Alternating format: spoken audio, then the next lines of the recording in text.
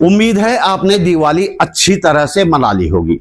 यह भी उम्मीद है कि सभी ने न सही ज्यादातर लोगों ने खूब सारे पटाखे फोड़े होंगे।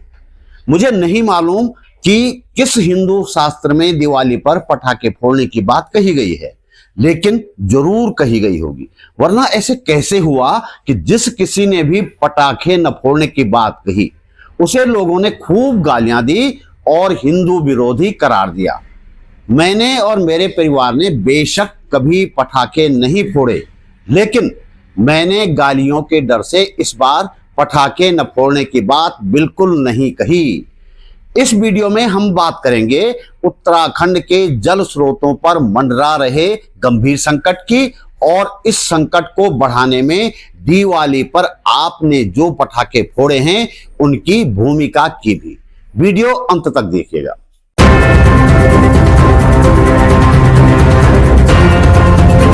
नमस्कार, बात बोलेगी पर आपका स्वागत। बात बोलेगी चैनल नहीं, एक आंदोलन है।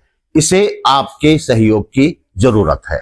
मेरा नाम है त्रिलोचन भट्ट और मैं करता हूं जन सरोकारों की बात।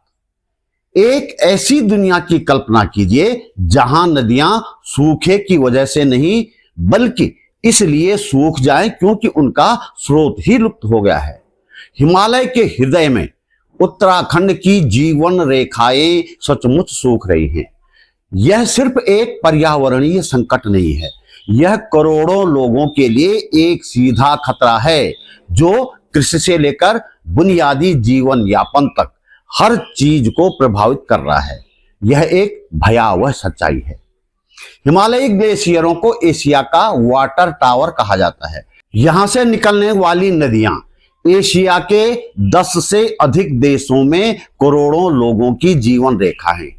जिस तरह एक गांव या शहर में ऊंचाई पर बना पानी का टैंक होता है जो नीचे लोगों को पानी सप्लाई करता है, इसी तरह हिमालय के ग्लेशियर ऊंचाई पर बर्फ के रूप में पानी का भंडार रखते हैं जो गर्मियों में पिघलकर नीचे के इलाके में पानी पहुंचाते हैं। हिमालय के इन टावर का पानी जिन पाइपलाइनों से हम तक पहुंचता है वे पाइपलाइनें हैं गंगा, यमुना, सिंधु, ब्रह्मपुत्र और दूसरी नदियां। इन सभी नदियों का मूल स्रोत हिमालय के ग्लेशियर हैं। भारत, नेपाल, भूटान, बांग्लादेश, पाकिस्तान और चीन में रहने वाली करीब 1.3 अरब की आबादी हिमालयी ग्लेशियरों से आने वाले जल पर निर्भर है, लेकिन ये ग्लेशियर तेजी से पिघल रहे हैं। ग्लेशियरों के पीछे हटने का खतरा बढ़ रहा है। उदाहरण के तौर पर हम उत्तराखंड के गोमुख ग्लेशियर को ही ले लेते हैं। ये गंगा का उद्गम स्थल है। ये ग्लेशियर लगातार सिकुड़ता जा रहा है जिससे गंगा का जल प्रवाह घटने की आशंका बढ़ गई है। जरा सोचिए, गंगा पर ही तो उत्तर भारत की 40 करोड़ की आबादी निर्भर है। गंगोत्री, पिंडारी, चौराबाड़ी और मिलम जैसे ग्लेशियर केवल पहाड़ी बर्फ नहीं बल्कि 1 अरब से ज्यादा लोगों की जल जीवन रेखा है। ग्लोबली देखें तो 2000 से 2023 की अवधि में ग्लेशियरों ने लगभग 6.54 ट्रिलियन टन बर्फ खोई है, यानी लगभग 273 बिलियन प्रतिवर्ष।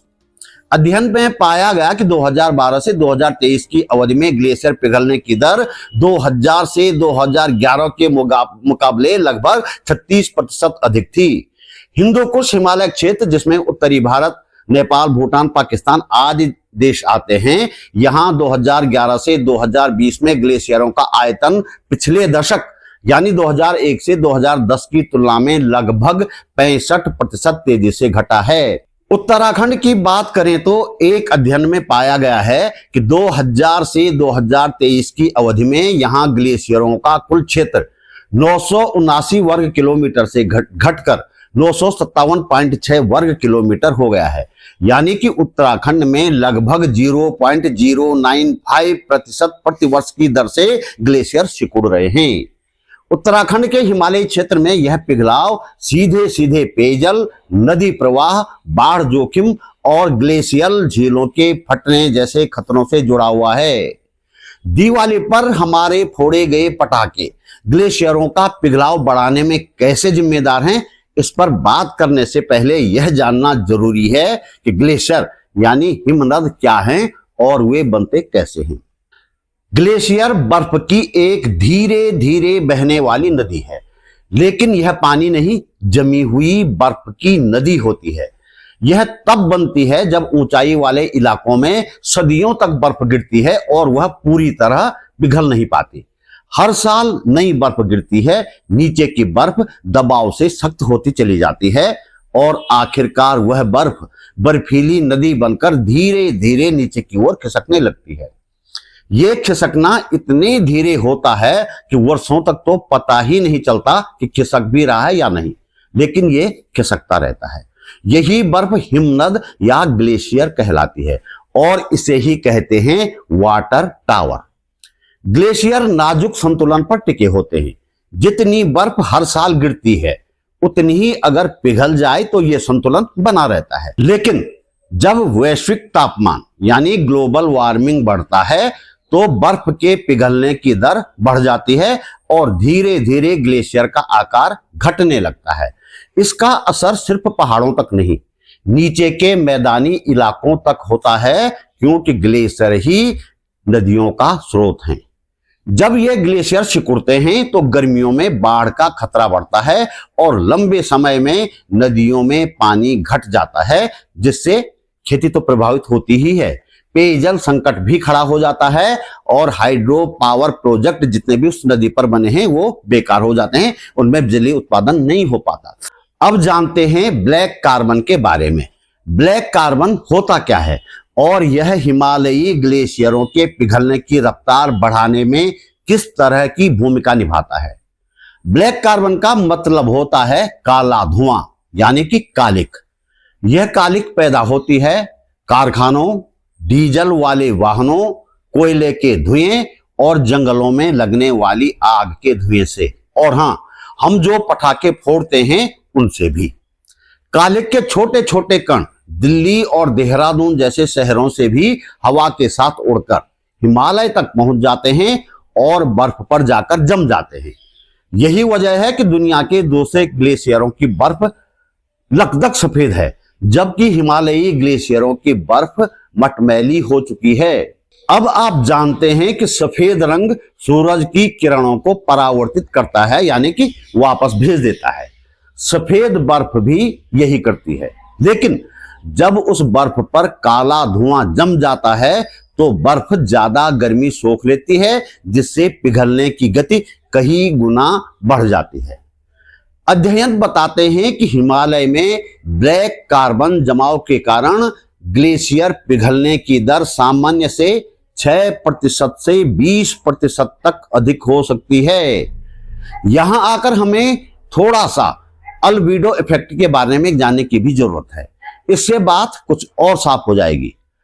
अल्बीडो का मतलब है किसी सतह की प्रकाश परावर्तन की क्षमता, यानी कि किसी भी सतह पर जब सूरज की रोशनी पड़े, सूरज की किरणें पड़े, तो वह सतह कितना प्रकाश, कितनी किरणें वापस भेज देती है।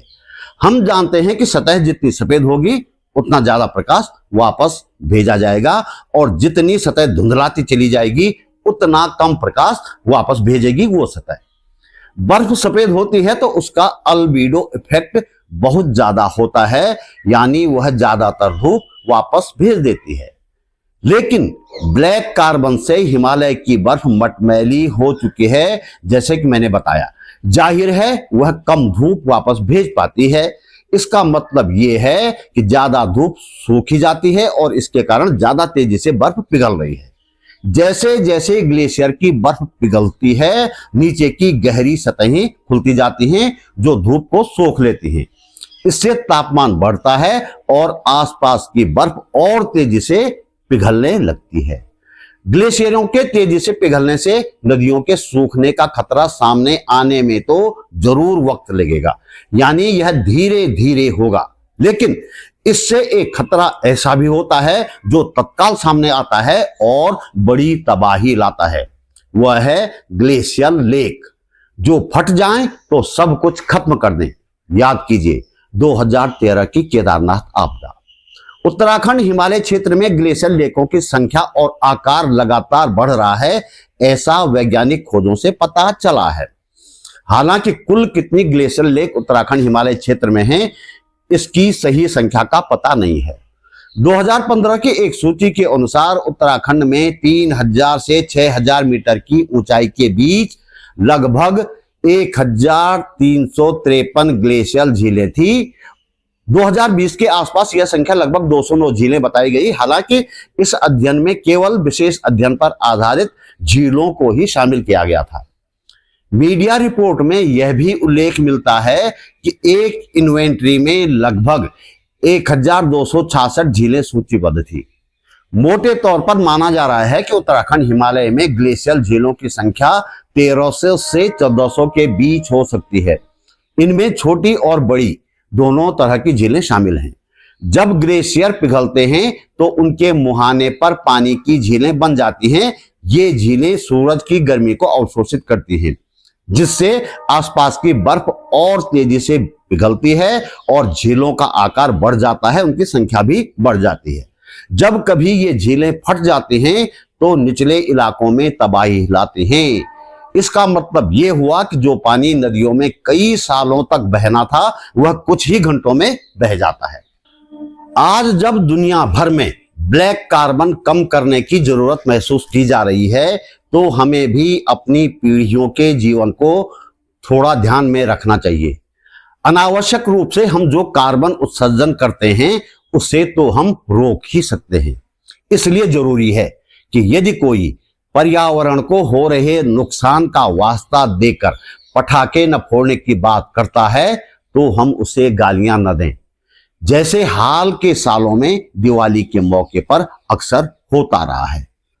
ध्रुव राठी का एक वीडियो देख रहा था। वीडियो में वे पटाखे न छोड़ने की सलाह दे रहे हैं, लेकिन उस वीडियो पर आए कमेंट बता रहे हैं कि हम सचमुच एक घिनौने समाज में जी रहे हैं। एक महिला ने लिखा कि मेरे पटाखे का बजट इस दीपावली में 5000 रुपए था, अब 10,000 के खरीदूंगी। अब जरा सोचे, इससे ध्रुव राठी को क्या नुकसान हुआ? नुकसान तो उस महिला को ही हुआ। पहली बात, उसकी 5000 की रकम बेवजह बेमतलब खर्च हो गई, और दूसरे उसके और उसके परिवार के फेफड़ों को इतना धुआं मिल गया जो कैंसर जैसी बीमारी तक पैदा कर सकता है। यह पागलपन नहीं तो और क्या हो सकता है। हम एक ऐसा समाज बन गए हैं जिसे धर्म के बारे में बेशक कोई जानकारी ना हो, लेकिन धर्म को बचाने के नाम पर वह अपनी पीढ़ियों को खत्म करने पर आमादा है। हम ऐसा न करें, बस यही सलाह दे सकता हूं। हालांकि जानता हूं कि गिने चुने लोगों तक ये वीडियो पहुंचेगा और वे भी भला क्यों मेरा कहना मानने लगे, फिर भी अपना फर्ज समझकर ये कह रहा हूं। बाकी आप अपनी मर्जी के मालिक तो हैं ही। तो दोस्तों, इस वीडियो में इतना ही। हम आपसे सहयोग की उम्मीद करते हैं। आपका सहयोग लाइक के रूप में हो सकता है, कमेंट के रूप में हो सकता है, वीडियो को शेयर करने के रूप में हो सकता है, या फिर आर्थिक मदद के रूप में भी हो सकता है। हम जनता की बात करते हैं, जनता के मुद्दे उठाते हैं, किसी धन्ना सेठ या सरकार के सामने हाथ नहीं फैलाते, न कभी फैलाएंगे। आप समझते हैं कि हम सही दिशा में काम कर रहे हैं तो हमें सहयोग अवश्य दीजिए। पहली बार आप मेरे चैनल पर आए हैं तो प्लीज चैनल को सब्सक्राइब करना न भूलिएगा, साथ में बेल आइकन दबाकर ऑल कर दीजिएगा। पिछले वीडियो में गलती से ईश्वरपाल शर्मा जी का नाम गलत कह गया था। आर्थिक सहयोग के लिए मैं ईश्वरपाल शर्मा जी का और शिव रावत जी का आभार व्यक्त करता हूं। जल्दी मिलते हैं एक और मुद्दे के साथ, एक और वीडियो में। नमस्कार।